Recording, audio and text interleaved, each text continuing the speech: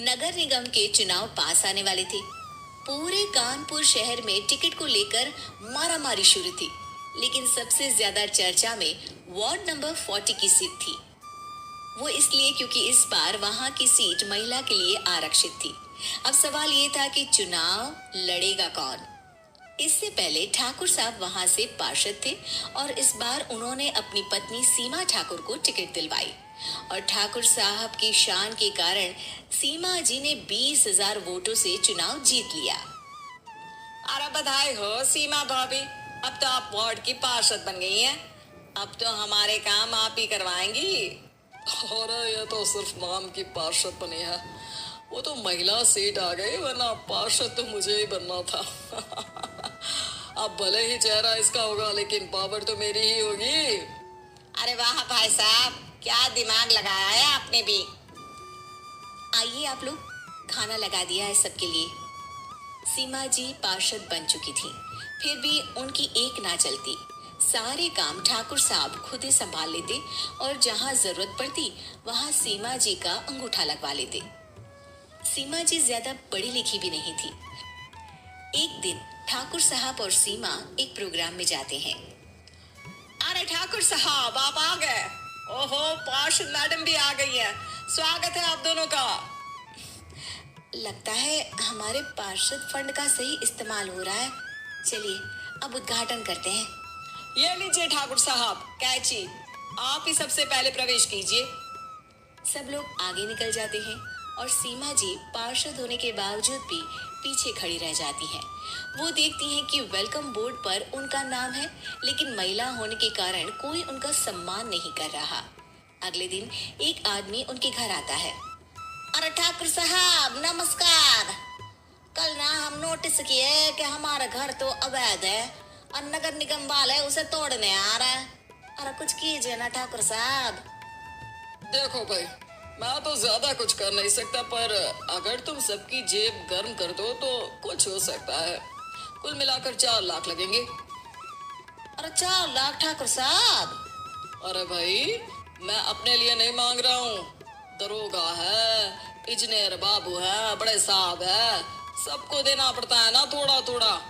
बोलो है मंजूर? तभी वहां अचानक सीमा जी आ जाती हैं। अरे ये आप क्या कर रहे हैं? पहले इन्हीं लोगों से तो आपने वोट मांगे, अब इनसे ही पैसे ले रहे हो। अरे चुप रहो तुम, तुम्हारा काम है सिर्फ अंगूठा लगाना, तुम वही किया करो। मुझे दूसरे काम तुम मत सिखाओ, समझी? और तुम ना जाओ, अब पैसे लेकर आओ, वरना जेसीबी किसी भी वक्त आती होगी।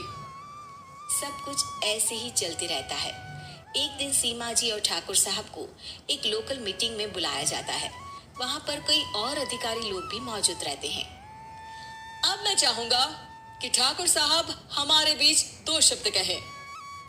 मेरे प्यारे भाइयों और बहनों, आज मेरा सौभाग्य है कि मैं आप सबकी सेवा दिन रात कर पा रहा हूँ।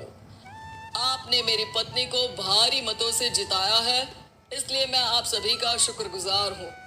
मैं आप सबसे वादा करता हूँ कि हमेशा की तरह हमारे वार्ड में किसी को कोई तकलीफ नहीं आने दूंगा। सभी लोग तालियां बजाने लगते हैं। अब मैं माननीय पार्षद मैडम को स्टेज पे बुलाना चाहूंगा। अपने नाम को बुलाया सुनकर सीमा जी एकदम चौंक जाती है। उन्हें बिल्कुल उम्मीद नहीं थी कि इतनी बड़ी जगह उन्हें मंच पर बुलाया जाएगा। जैसे तैसे वो मंच पर चढ़ती हैं। ऊपर जाती ही सीमा जी को सारी पुरानी बातें याद आ जाती हैं कि किस तरह उनके पति उन्हें कभी भी आगे बढ़ने नहीं देते और उनके नाम से गलत काम करते हैं।